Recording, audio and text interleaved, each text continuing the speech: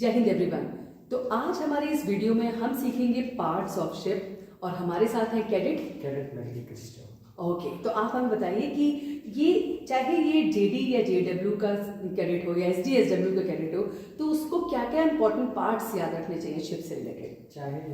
चाहे शिप्स में आते हैं, चाहे छोटे शिप्स हों जो हाँ। जो जेडब्ल्यू या जेडीस बनाते हैं, करेक्ट। एसडीएसडब्ल्यू के बड़े कॉम्प्लेक्स शिप्स हों, दोनों शिप्स में पार्ट्स एक ही होते हैं। Okay. चाहे साइज डिफरेंस हो पर पार्ट्स सब एक होते हैं। ओके मेन आते हैं शिप्स के 3 हिस्से में डिवाइड होता है ship. Okay, front part, middle part and the back part, हाँ लास्ट पार्ट, हाँ जी।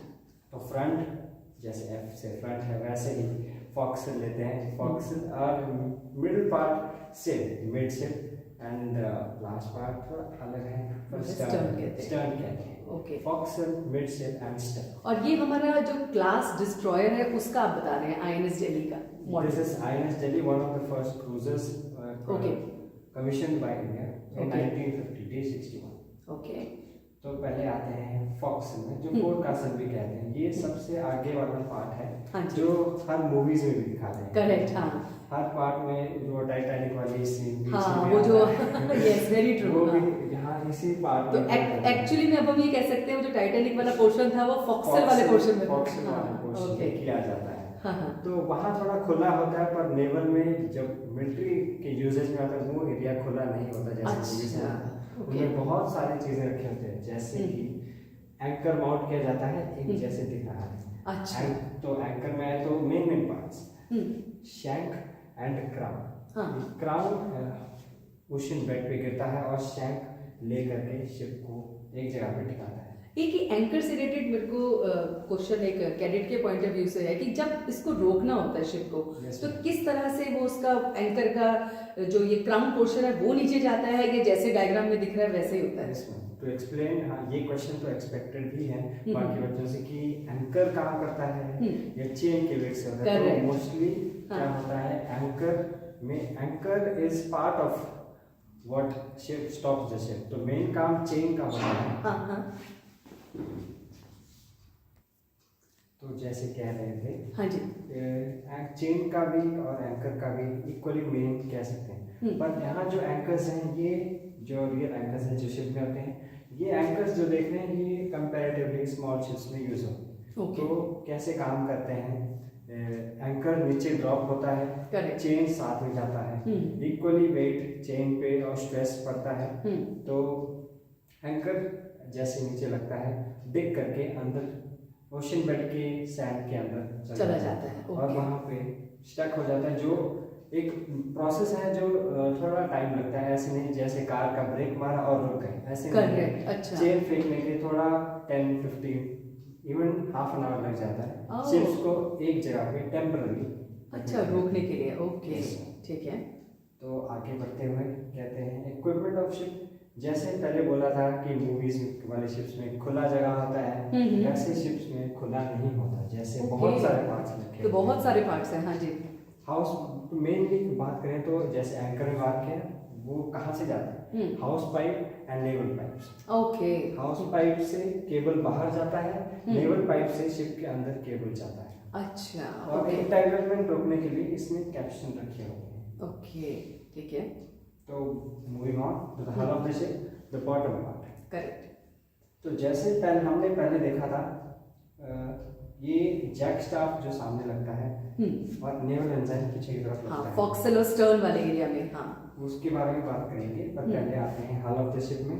जो ये रेड पार्ट है, करेक्ट, ये हल ऑफ द शिप है जो वाटर टाइट होता है ताकि पानी अंदर ना जा पाए। अच्छा कह सकते हैं कि टाइटैनिक के इंजीनियर्स ने थोड़ा अच्छा काम नहीं किया था या आइसबर्ग की भी गलती हो सकती है, पर ये सबसे strongest part of the ship होना चाहिए। जो मेन पार्ट होता है जो भी शिप के कंपनी जो लोग हैं उनको डेंजर से डूबने से बचाता है। ओके, तो जैसे बता ऊपर आते हैं जैक स्टाफ जो सामने लगता है, जो हमने पहले वाली स्लाइड में, हाँ जैक स्टाफ में जहाँ इंडियन फ्लैग सिक्रेटेड होता है। ओके, उसे जैक स्टाफ कहते हैं।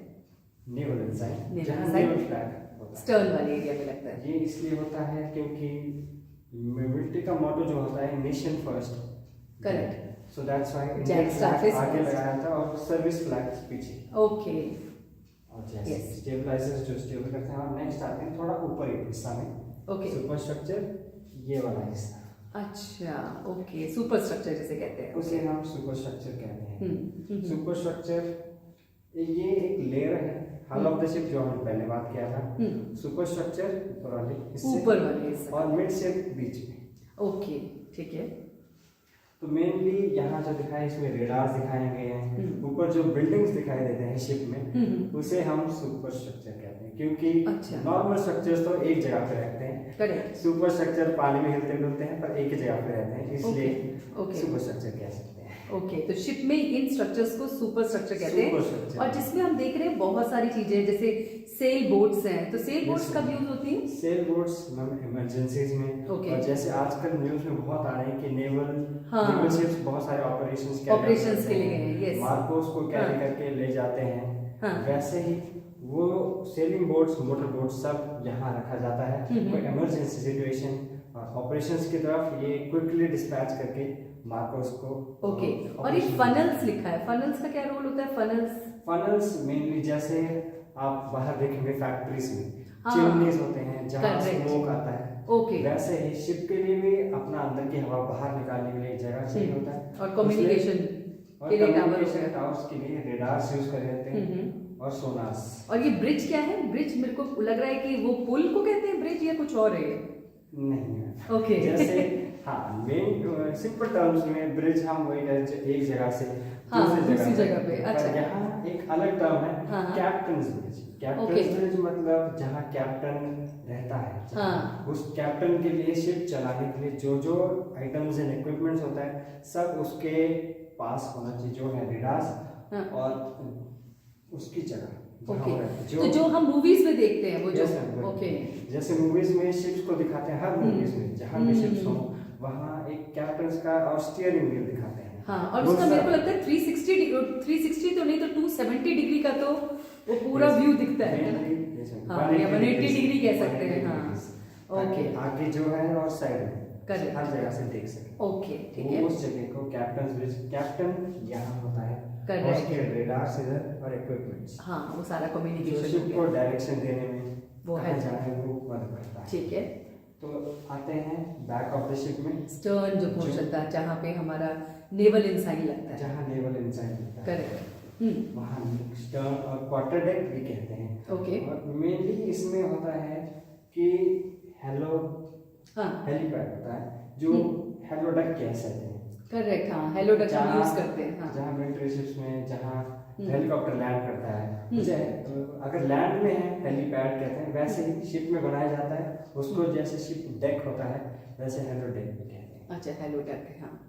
और सेम गोज टू हैंगर, जैसे एयरपोर्ट्स में देखते हैं जहाँ एयरप्लेन्स को अंदर स्टोर किया, जैसे स्टॉर्म आ रहा है, टॉर्नेडो आ रहा है, एयरप्लेन्स को बचाने के लिए, Correct. डैमेज से बचाने के लिए, रस्टिंग से बचाने के लिए, कोरोजन से बचाने के लिए, क्योंकि Correct. सी वाटर मेन पार्ट होता है हाँ। खराब करने के लिए बैटरी को, हाँ। तो उससे बचाने के लिए हैंगर बनाए जाते हैं जिसमें हेलीकॉप्टर्स को फोल्ड करके अच्छा, अंदर रखते हैं। Okay.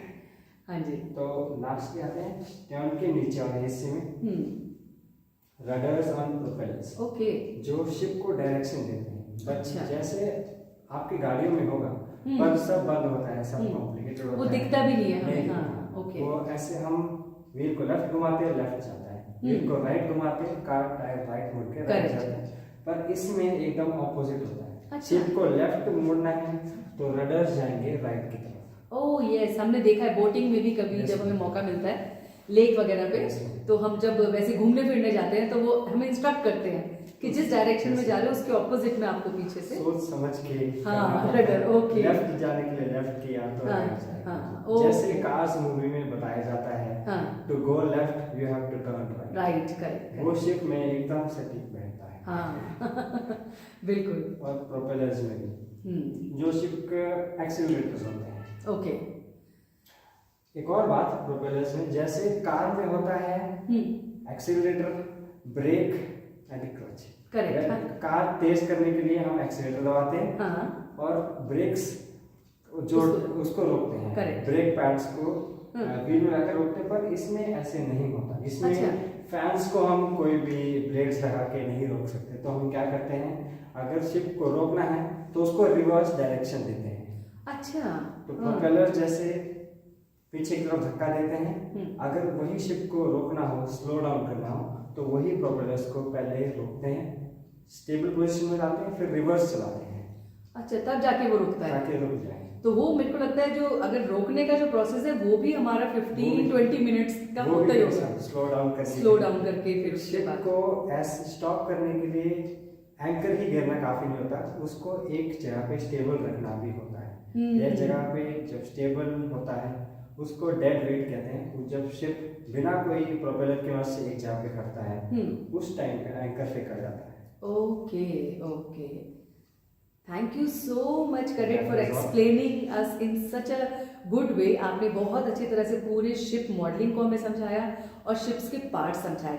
So thank you so much for coming. Thank you.